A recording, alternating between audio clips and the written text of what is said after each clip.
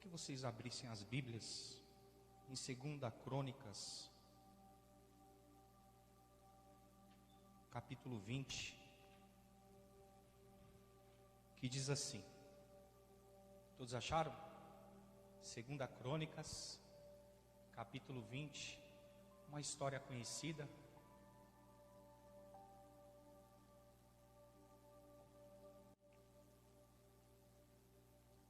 Que diz assim: depois disso, os moabitas e os amonitas e alguns dos meunitas entraram em guerra contra Josafá. Então informaram a Josafá: um exército enorme vem contra ti, de Edom, do outro lado do Mar Morto.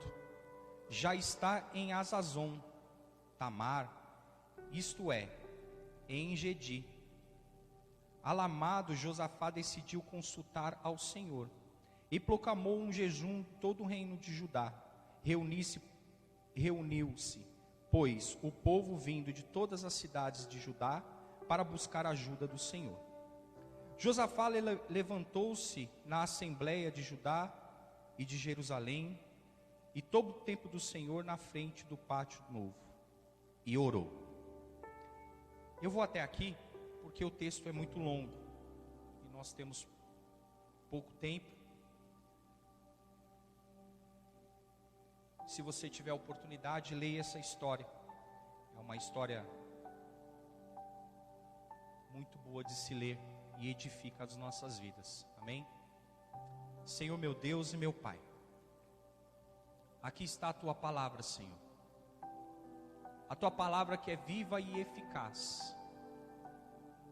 A Tua palavra, Senhor Jesus, que é capaz de separar a alma do Espírito, juntas e medulas.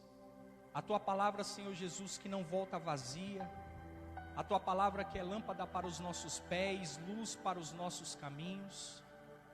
A Tua palavra, Senhor Jesus, que é uma bússola, que ela orienta, Senhor, as nossas vidas, que ela faz com que nós prosseguimos, Senhor, em Te conhecer. Deus, em nome de Jesus Cristo, aqui estamos, Pai. Que a Tua palavra, Senhor Jesus, venha penetrar em nossas vidas, em nossos corações, e que faça, meu Pai, aquilo que ela tem que fazer. Deus, que nós venhamos nos desprender agora de toda preocupação, de tudo aquilo que não edifica as nossas vidas, de pensamentos longe, Senhor, e de até mesmo problemas. Que o Senhor faça agora, meu Pai, a nossa mente, o nosso coração estar, meu Pai, diante de Ti, da Tua palavra, Senhor. Que o Senhor possa me usar, Senhor, que eu venha diminuir. Que nada venha de mim aqui, Senhor, mas sim do Senhor. E que a Tua palavra, Senhor, venha penetrar em nossas vidas e nos curar. Que venha, meu Pai, em nome de Jesus Cristo, fazer morada em nossos corações. É o que eu te peço em nome de Jesus. Amém. Nós sabemos que Josafá, ele era um rei. E nós sabemos que toda pessoa que tem um poder aquisitivo, elas usam de artimanhas. Elas são pessoas que tudo ela resolve por elas mesmas. Elas usam poder, elas usam armas. E Josafá, ele se encontrou no meio de uma dificuldade. E foi uma dificuldade atípica, né?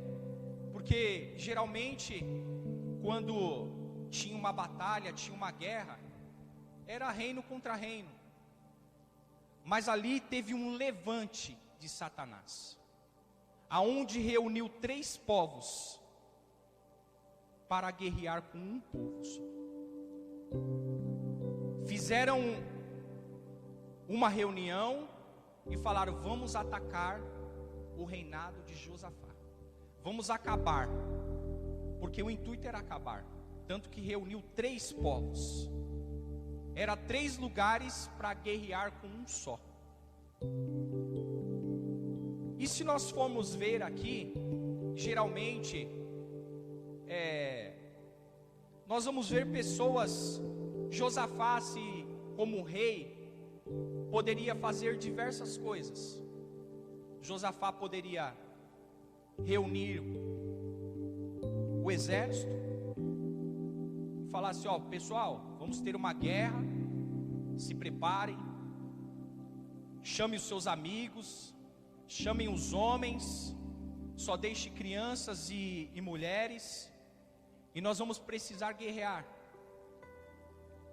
Ele poderia ficar no trono dele, ele poderia ter chamado sábios, as pessoas que entendem, deviam ter os generais, para poder montar um plano de ação, para ir de encontro àqueles 3 povos, 3 exércitos que estavam para guerrear contra o exército de Josafá. Mas Josafá, ele teve uma iniciativa diferente,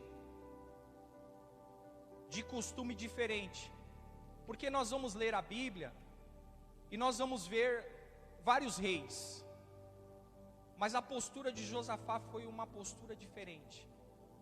Ele se encontrou no meio de uma dificuldade, ele se encontra no meio de um problema, e dentro dele, ele não sabia o que fazer, ele não sabia como lidar com aquela situação. E eu tenho certeza que veio o medo. Vou perder o meu reinado, vou perder as famílias, vou perder a minha casa, vou perder tudo aquilo que eu construí.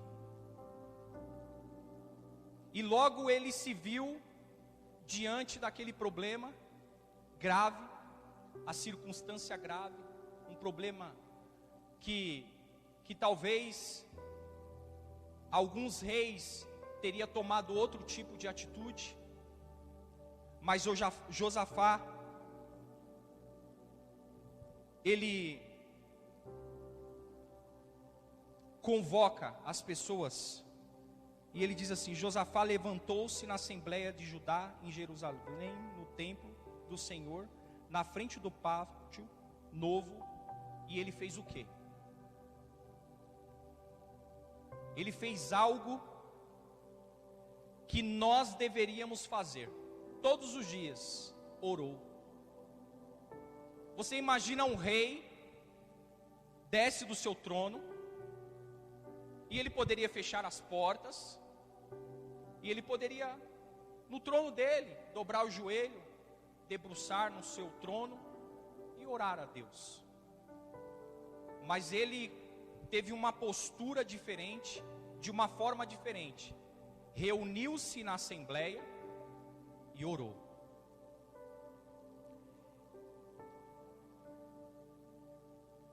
E eu quero falar um pouquinho da oração. Quando você ora, você move Deus a fazer algo. Algo Ele vai fazer. Nós não sabemos o que. Talvez o silêncio, talvez fogo do céu, talvez qualquer outra coisa. Mas nós sabemos que a oração, ela move o céu. Não existe algo que mova o céu senão a oração, porque é o relacionamento que nós temos com Deus. Houve um tempo no ano passado aqui que nós aprendemos no encontro dos homens aqui. Foi um dos melhores encontros que eu tive, porque, sabe, a gente vai olhando as pessoas do passado, e você vai fazendo uma análise dessas pessoas. Eram pessoas comuns, eram pessoas com dificuldades, eram pessoas que não tinham às vezes o poder aquisitivo legal, eram pessoas sozinhas, solitárias, eram pessoas que talvez tinham abastada de dinheiro também, mas ela tinha um único objetivo. O objetivo dela era entregar a tua vida ao Senhor todos os dias. Ela tinha esse objetivo. Não importava o que a família pensava, a condição financeira que ela tinha, se ela era rica ou ela pobre, ou ela tinha o que comer ou não tinha o que comer, ela tinha o que vestir ou não tinha o que vestir. Ela tinha um único objetivo: dormir, e na hora que ela acordasse, ela dobraria o joelho dela e falava assim: Senhor, muito obrigado, porque não importa o que aconteça, não importa o que vai me acontecer amanhã, eu quero aqui entregar a minha vida a Ti, e eu quero que o Senhor faça de mim aquilo que o Senhor tem que fazer. Eu quero que o Senhor me use, eu quero que o Senhor fale com a minha boca, eu quero que o Senhor use a minha vida para curar, libertar, proclamar o Teu Evangelho. E essas pessoas faziam isso todos os dias, era incansavelmente todos os dias. Pessoas que resplandeciam a face do Senhor, não eram pessoas que eram fantasma, ou eram pessoas como nós, resplandecer a face de Deus. A mão dela curava, a fala dela curava, penetrava nas pessoas. Por quê? Porque ela tinha um contato peculiar com Deus, um contato de intimidade. E aí me fez pensar em Jesus. Aí eu falei: puxa vida, essas pessoas oravam constantemente. Jesus orava também, mas existia era diferente. A mente dele tinha uma conexão com Deus. A oração era constante na sua mente. Não existia nada que ele fazia, nada que ele iria fazer sem o consentimento de Deus. Nada. A mente dele era totalmente tomada pela vontade de falar com Deus. E aquilo fez ele ser Jesus, homem, se tornar o nosso Salvador. Porque você imagina só a pessoa saber o que vai acontecer com ela antes de acontecer. Mas ela vivia em oração. Obrigado, Senhor. Obrigado, Pai. Eles não sabem o que fazem. Vem aqui, ó, enxerga. Ó, vem aqui, anda. Ó, não fala que ela é assim não, porque ela vai regenerar. Ó, alguém me tocou. Ó, sai daí do túmulo e anda. E acorda de novo, ressuscita. Ele fazia isso todo dia, toda hora. E ele sabia que ele ia morrer. Mas a conexão que ele tinha com Deus, com o Pai, era tão forte que ultrapassava a morte. A morte dele não valia nada diante com a conexão que ele tinha com Deus. E logo mais a gente vai ver Josafá, em meio a alguma dificuldade horrível, ele prostra diante da Assembleia de Deus, diante de um lugar aonde estava todos os povos, todas as pessoas, e fala assim: Senhor, eis-me aqui, eu não sei o que eu vou fazer. Não está vindo um povo só, são 3. Vão acabar com a gente.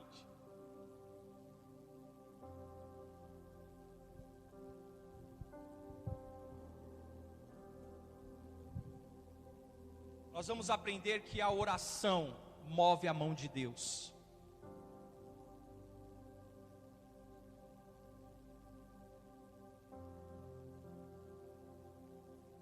A atitude de Josafá quando recebeu a notícia ruim foi de imediatamente dobrar o seu joelho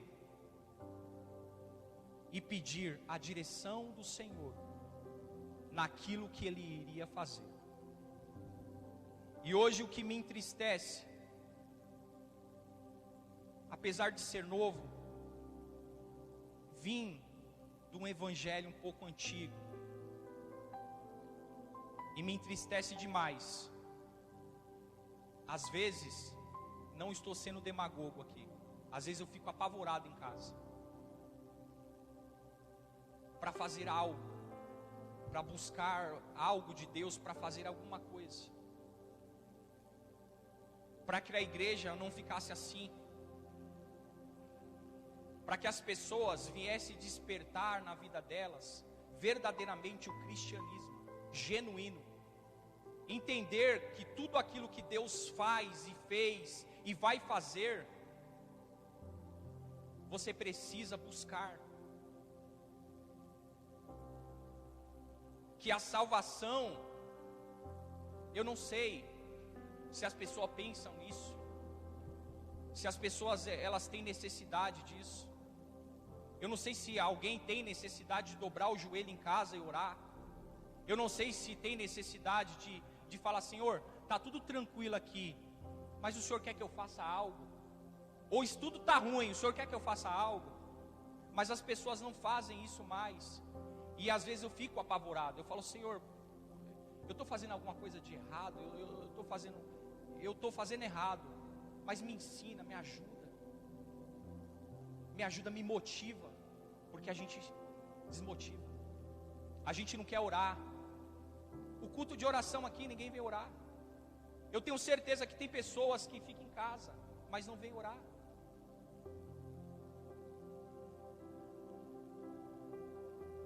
Será que você está esperando vir 3 povos contra a tua vida, para que você venha dobrar o joelho? Por que o ser humano, ele tem essa dificuldade de só buscar a Deus, só orar, só mover a mão de Deus quando ela está realmente em dificuldade? Ela está vendo a dificuldade olhando para ela, dentro do olho dela assim, aí ela fala: ai, preciso buscar a Deus. Ontem nós tivemos uma conversa aqui com o pastor, aí ele falou assim, ele falou assim: o que você prefere?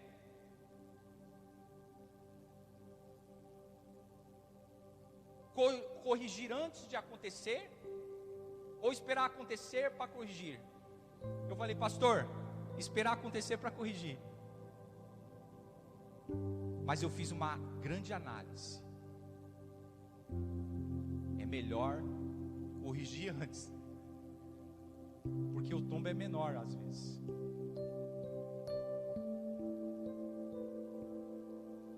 E eu fico me perguntando, quantos de nós esperamos o problema olhar dentro da bolota do nosso olho para dobrar o nosso joelho e orar? Sendo que nós poderíamos fazer isso todos os dias, sucessivamente, como escovar os dentes, como vestir a roupa e como trabalhar e como ficar preocupado enquanto pagar as contas. Por que você não coloca isso em prioridade também, na sua listinha de prioridade? Será que temos feito isso? Ou você está esperando o problema bater na tua porta? Porque vai bater, vai bater, vai bater, porque é assim que funciona. Por que você acha que existe, não quero aqui falar de política, mas por que você acha que aquele cara está sentado naquele lugar lá? Porque ele tem que estar lá. E a gente olhar a televisão e olhar ele falando lá, como presidente seu, meu, para algo despertar em nós. Então não sei o que você tem feito, não sei o que você tem feito para mover a mão de Deus em oração.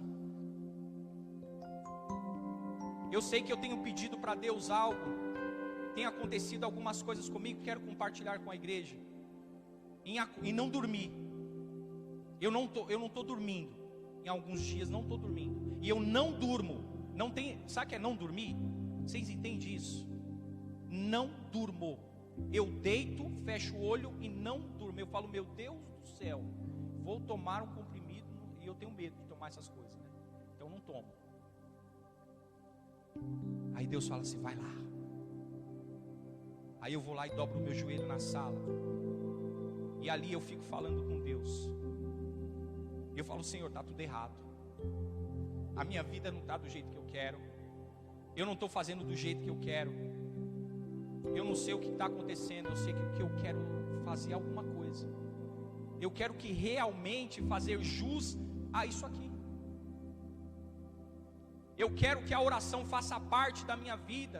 Que o Senhor tire todo esse cansaço. E que eu venha proclamar o Teu Evangelho. Que eu venha falar do Teu amor.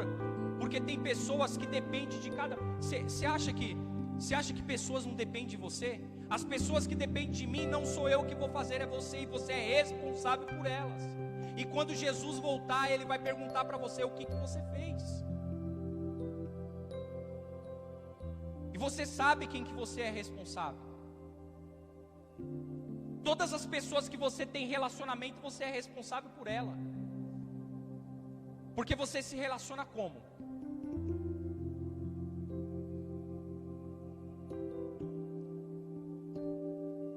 Conversando. De quê? Só de trabalho? De time de futebol? Do seu passado? Triste? Das suas dores? Das suas brigas? Das fofocas? Ou você tem falado assim: ó, Deus tem um plano na tua vida. E eu vou orar por você. E se você precisar de um amigo, você precisar de um parceiro, eu vou te dar um abraço. Quantas pessoas não precisam de um abraço? Aqui dentro da igreja tem pessoas que precisam de abraço. Você já deu um abraço? Tem pessoas, você olha, você vê assim, ó, precisa de um abraço. E a gente não abraça. Por quê? Porque a gente não dá prioridade para as coisas de Deus. A gente não coloca Deus em primeiro lugar. A gente espelha as batalhas virem, as dificuldades, os problemas, as angústias virem em primeiro lugar em nossas vidas, para a gente poder dobrar o nosso joelho e falar assim: Senhor, tenha misericórdia da minha vida. Por que nós não fazemos isso antes? Por que nós não oramos pelos nossos filhos desde pequeno até agora? E quando ele ficar grande, barbudo, ora de novo, ora mais. E continua orando. Porque você tem um poder espiritual sobre a vida dele. Porque ele é teu filho. E sempre vai ser o teu filho até morrer. Porque Deus te emprestou. Enquanto ele não leva, ele é teu. E todas as pessoas que você se relaciona, existia um rei. E ele se relacionava com o povo. E o que mais me chama a atenção, quando Josafá dobra o teu joelho e ele coloca todas as pessoas para fazer a mesma coisa. Este cara é um líder. Ele colocou todas as pessoas para fazer igual a ele. E aí Deus falou: não tem como eu não entrar naquele lugar. Não tem como eu... E o que Deus fez foi uma coisa extraordinária. Foi uma coisa fora do comum. Eles não precisaram eles não precisaram catar a espada, se levantar, de joelho dobrado.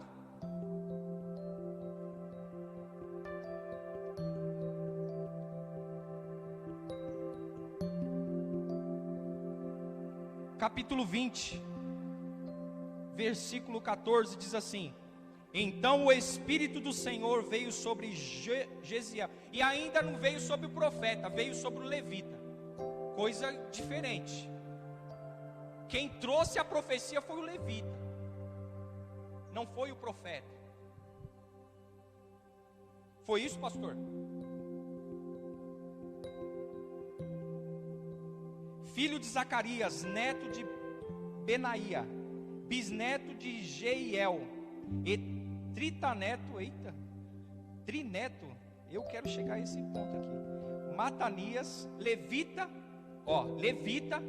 e descendente de Asaf, no meio da assembleia, e disse: escutem todos os que vivem em Judá e em Jerusalém,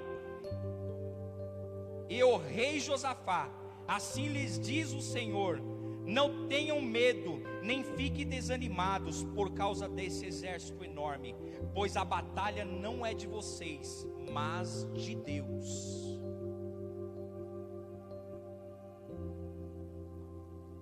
eu te pergunto: por que te abates, ó minha alma? Por que te perturbas? Nós acordamos e levantamos preocupado com aquilo que vai nos sobrever aquele dia. A gente já vai preparando a nossa vida para o pior, todos os dias, com as preocupações das contas, da casa, do que comer, do que vestir, talvez a doença, talvez um parente, talvez todas essas preocupações.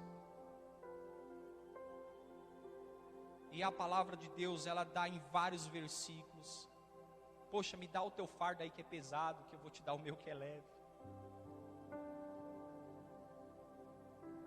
Por que te abates, ó minha alma?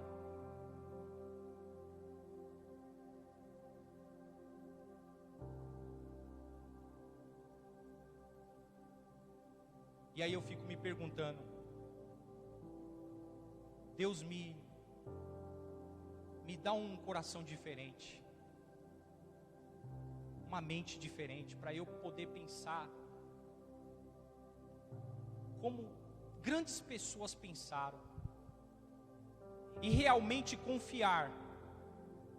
Aqui nós temos algumas discussões aqui na sexta-feira, e a gente fala muito da fé e tal. Eu não acredito, eu acredito que Deus pode fazer qualquer coisa, absolutamente qualquer coisa. E quando Ele faz, eu vou usar um linguajar aqui, Ele faz barba, cabelo e bigode. Ele não deixa o rastrinho. Então eu não acredito que a pessoa possa, se Deus cura, pode tomar remédio. Eu não creio assim. Eu creio que Deus faz perfeito.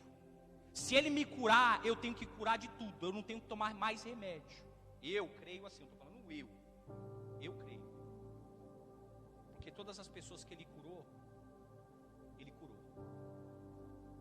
Não deixou um pouquinho. Ele curou. E ali no meio do fogo cruzado, Deus falou: não, o que vocês estão fazendo aí? Orando. E não é só o rei, todo mundo orando. E aí fizeram mais ainda. Nós vamos ver aqui, ó. A oração trouxe a adoração. Você vê que quando nós experimenta fazer isso, eu não sei se vocês fizeram alguma vez, mas experimenta acordar faz isso, um dia assim, ó, que não vai ter nada, trabalhar no outro dia, porque eu faço isso até trabalhando. É ruim a gente pensar dessa forma, mas eu faço e no outro dia eu estou novo. Você orar, dobrar o seu joelho, e você fala: Senhor, estou aqui, ó. E você começar a orar. E orar e não parar de orar. Fala alguma coisa. Não pede nada, fala tudo. O que você acha de Deus? O que é Deus para você? Fala assim para Ele: ó Deus, o Senhor é isso para mim. E vai falando. E vai falando e não para de falar. Você vai ver que vai chegar num tempo onde você vai ser incontrolável. Você não vai parar mais de orar. Vai se tornar uma adoração. Por quê? Porque Deus, eu não sei, é algo dentro de nós, que quando nós oramos, Deus faz algo.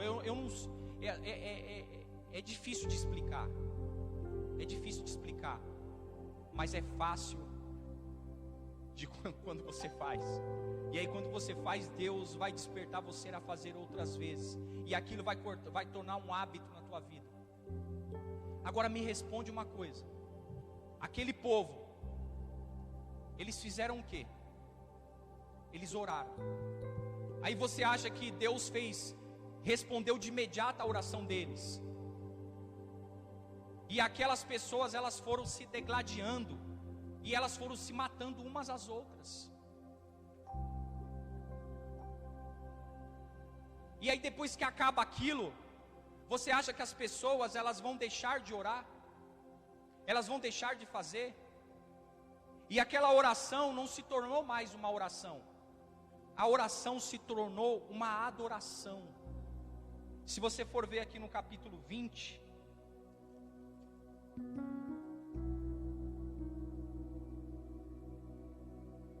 vamos falar o 19. Então os levitas, descendentes do Aquatitas e dos Coreitas, levantaram-se e louvaram ao Senhor, ó Deus de Israel, em alta voz. De madrugada partiram para o deserto de Tecoa.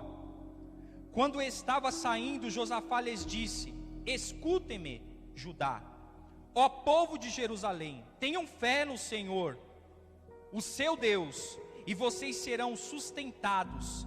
Tenham fé nos profetas do Senhor e terão vitória. Depois de consultar o povo, Josafá nomeou alguns homens para cantarem ao Senhor e louvarem pelo esplendor de sua santidade, indo em frente do exército cantando. Meu Deus do céu, isso não é normal.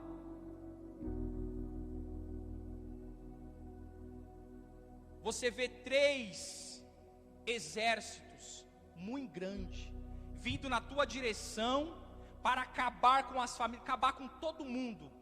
E de repente eles oram, e aquela oração vira uma adoração. E aí Josafá vai na frente, levanta alguns homens, e as pessoas não só mais estão orando, mas louvando ao Senhor, buscando a Deus, fazendo jus aquilo para que viemos aqui. Será que estamos aqui na igreja para buscar o quê? O que você veio buscar aqui? Qual é a sua motivação de estar aqui no culto?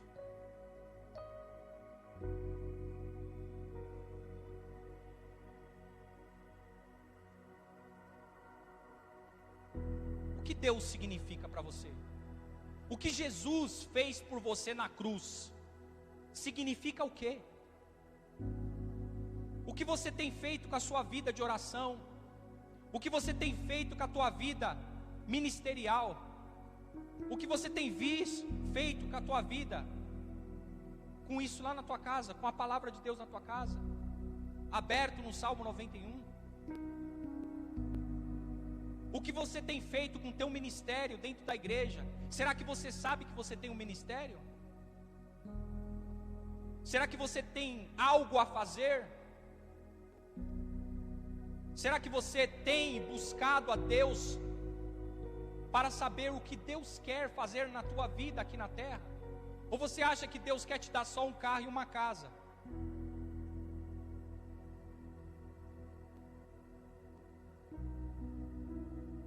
Nem olhos viram, nem ouvidos ouviram aquilo que Deus tem preparado para nós.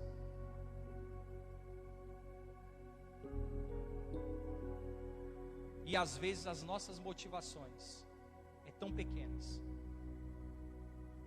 As nossas motivações tão pequenas.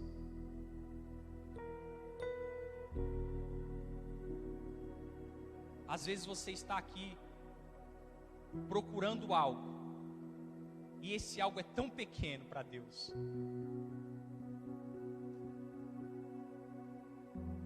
É uma coisa que Ele pode fazer todas as coisas. Aí eu fico imaginando,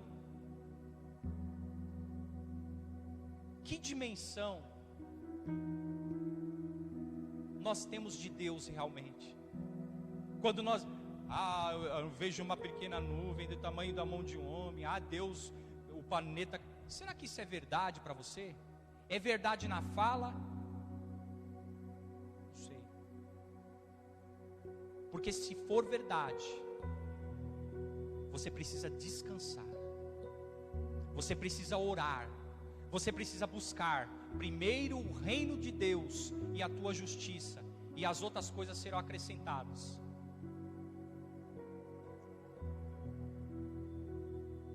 E eu queria ler um versículo aqui que ele conclui assim. É um versículo que eu tinha lido algumas vezes, mas eu li ontem assim, à noite, de novo, e eu falei, nossa, o que é isso? Será que nós sonhamos com isso? Que é capítulo 20 de 2 Crônicas, versículo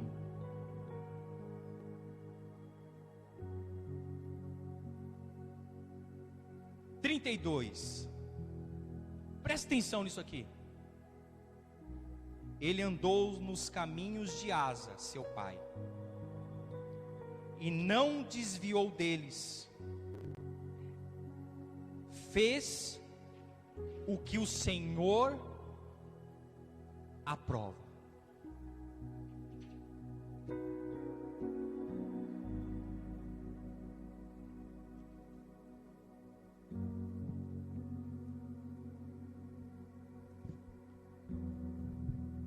Fez o que o Senhor aprova.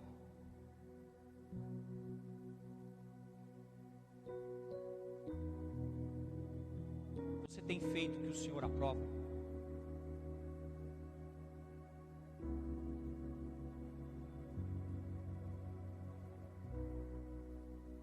Deus fez diferença naquele reino.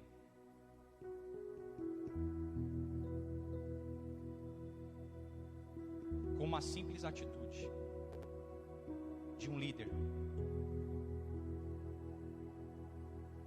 mudou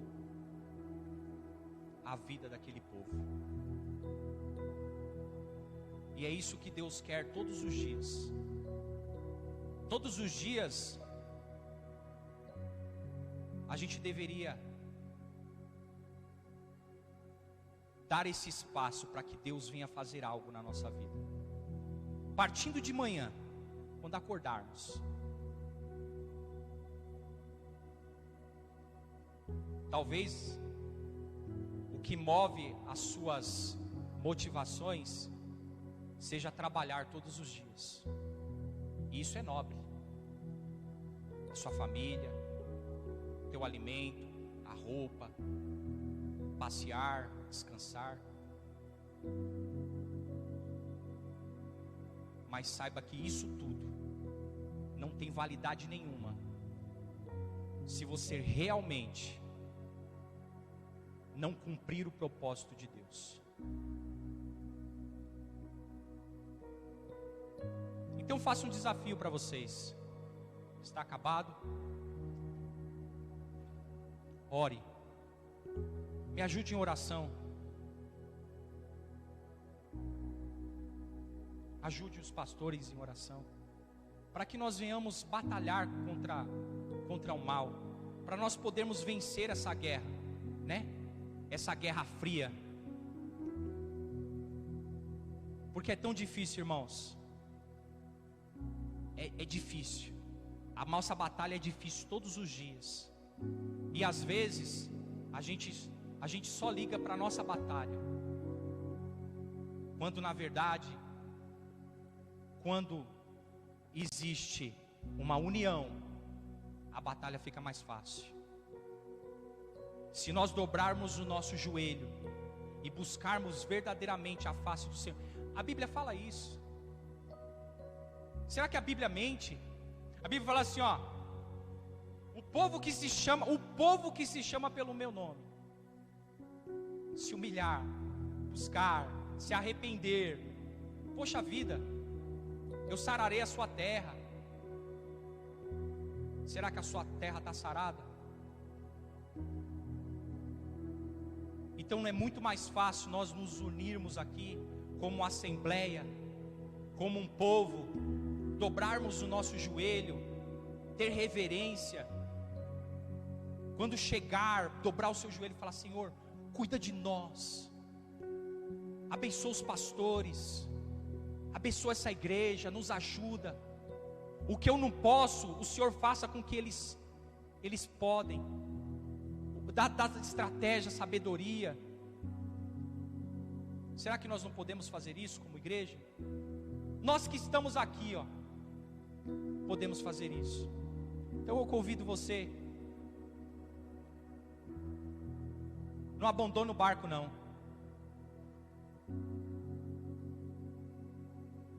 Faça que nem o papai, come o espinafre, a oração, buscar a Deus, a face do Senhor.